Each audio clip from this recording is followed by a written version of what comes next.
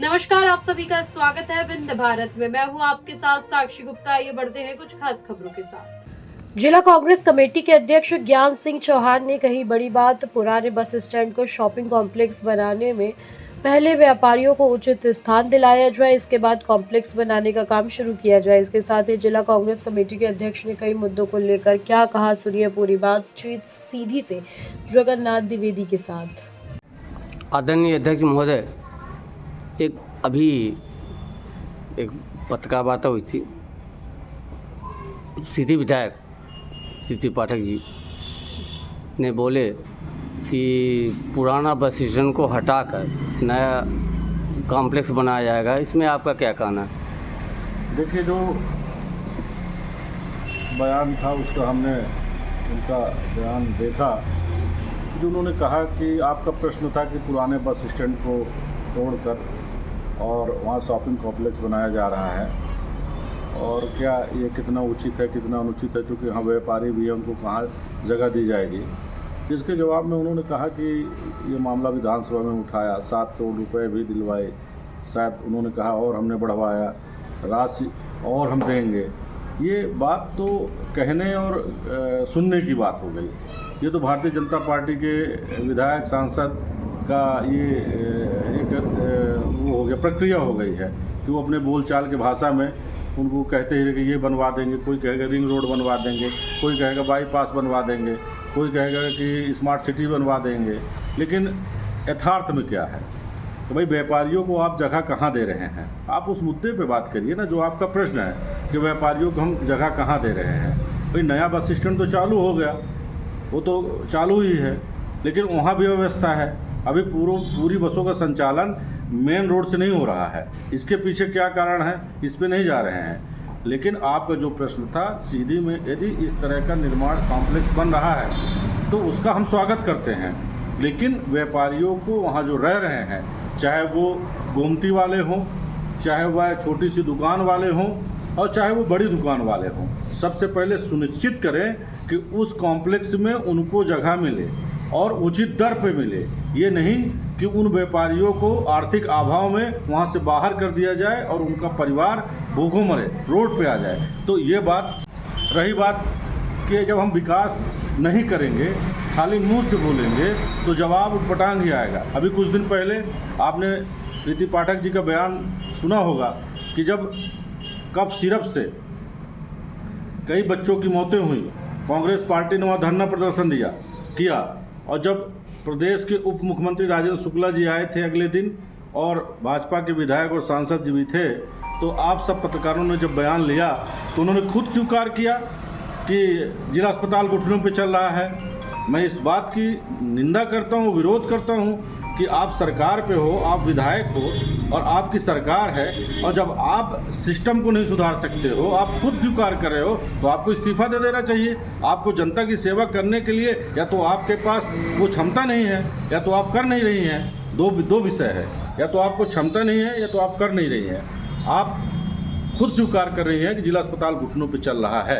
यह सीधी जिले की जनता के लिए दुर्भाग्य की बात है। मैं अनुरोध करूँगा कि पेयजल संकट आने वाले समय में सीधी जिले में हाहाकार मचेगा। आज राइजर नहीं है, राइजर पाइप नहीं है, वाशर नहीं है। पीएचई के अधिकारियों से आप बात करिए तो वहाँ बताते हैं कि छोटी छोटी सामग्री नहीं है और हैंडपंप उसके कारण बंद पड़े हैं।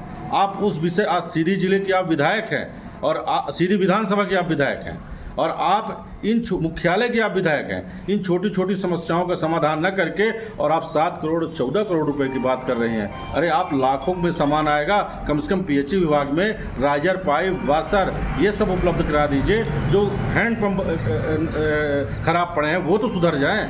मैंने विधायक जी से बात किया कि चूँकि यह भवन पुराना है, बहुत अच्छा भवन है, इसको गिराने के बजाय दूसरा जगह कॉम्प्लेक्स बनवाया जाए। इस पर उन्होंने कहा कि ये तो वहीं बनेगा। अब देखिए, सरकार में वो हैं, अब विधायक भी हैं, वो पुराने भवन को और नए शॉपिंग कॉम्प्लेक्स को कैसे और किस स्वरूप में करवाना चाहते हैं सरकार के माध्यम से, ये उनकी व्यवस्था है। पर मेरा इसमें सिर्फ और सिर्फ इतना कहना है कि जो वहाँ पुराने व्यापारी हैं, जो छोटे छोटे दुकानदार हैं, जो गोमती वाले भी वहाँ अब कई सालों से रह रहे हैं, उनको उनकी जगह सुनिश्चित कराई जाए, उनको दुकानें बना के दी जाए, उनको प्राथमिकता दी जाए।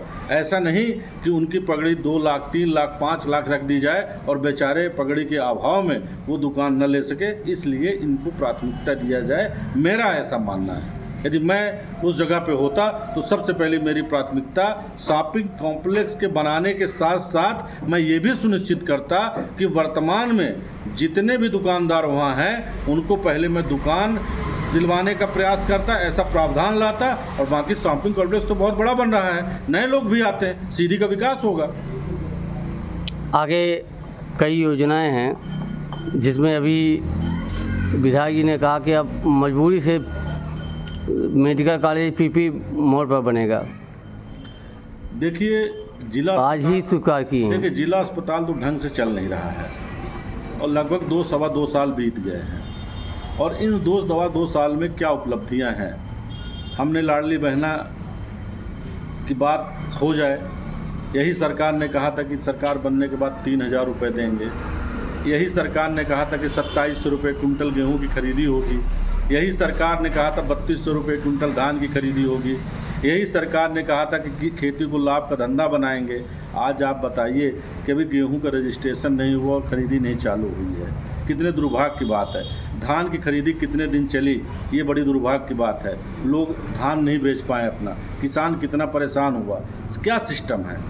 सदन में नेता प्रतिपक्ष ने मुद्दा उठाया था लाडली बहनों को नया पंजीयन नहीं हो रहा, जो पुराने थे उनको भी नाम हटा दिया गया है। लाडली बहना की आप बात कर रहे हैं, लाडली बहना की जो आपने बात किया, ये तो नाम हटाया ही गया है।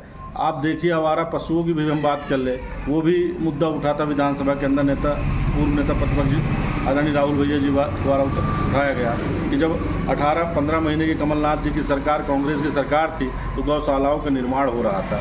लेकिन जब सरकार किन्हीं कारणवश गिरी, जन बल धन बल लगा के भारतीय जनता पार्टी ने सरकार गिराई, सत्ता में काबिज हुई, तो वहाँ से गौशालाओं का काम रुका। 23 में जब चुनाव हुआ, ये सत्ता में विराजमान हुए, फिर गौशालाओं पर ध्यान नहीं दिया गया। आज हमारी गौ माताएँ रोड में भटक रही हैं। अभी आपने पिछले 6 महीना पहले देखा होगा कि यही बाईपास में लगभग 8 से 10 गायें रोड में पड़ी मिली थी और एक्सीडेंट में कोई सुनने वाला नहीं है। अभी हमने जहाँ काजी हाउस जो यहाँ बना है, एक दिन हम वहाँ भ्रमण किए थे, वहाँ भी गायें भटक रही हैं, उनको खाने पीने की व्यवस्था नहीं है। इन छोटे छोटे विषयों पे हम बात नहीं कर रहे हैं, हम मेडिकल कॉलेज की बात कर रहे हैं। मैं तो आपसे बता रहा हूँ कि पिछले 2.25 साल के अंदर भारतीय जनता पार्टी ने जिले में नहीं पूरे विंध में कोई ऐसा काम नहीं किया है जो उदाहरण स्वरूप बताया जा सके कि ये भारतीय जनता पार्टी के कार्यकाल में हुआ है। अरे एक सीधी सिंगरौली रोड है, वो रोड बन नहीं पा रही है, उसके कई बार लोकार्पण हो चुके हैं, कई बार भूमि पूजन हो चुका, कई बार पुलों का उद्घाटन हो चुका है। ये क्या तमाशा है? आप देखिए कि बहरी के आगे जो गोपत की पुल है, एक तरफ अभी चालू नहीं हुई, उसकी उसका पूजन और भूमि पूजन हो गया, लोकार्पण हो गया। ये कहाँ का नया, क्या ये कैसी व्यवस्था है? हमें लगता है कि इनको लगता है कि हम जल्दी जल्दी कर ले, हो सकता है कि अगली बार हम ना आए। तो ये भी एक बड़ा विषय है।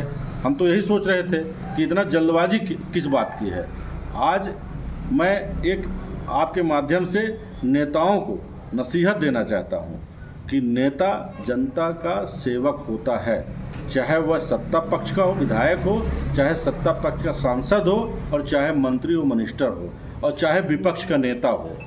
वो जनता का नौकर होता है, जनता का सेवक होता है। यदि वो जनता का सेवक बन के काम करेगा तो जनता के दिलों में राज करेगा, और जनता पे यदि अपनी हुकूमत जमाएगा तो उसको ज़मीन में गिरते देर नहीं लगेगी। धन्यवाद।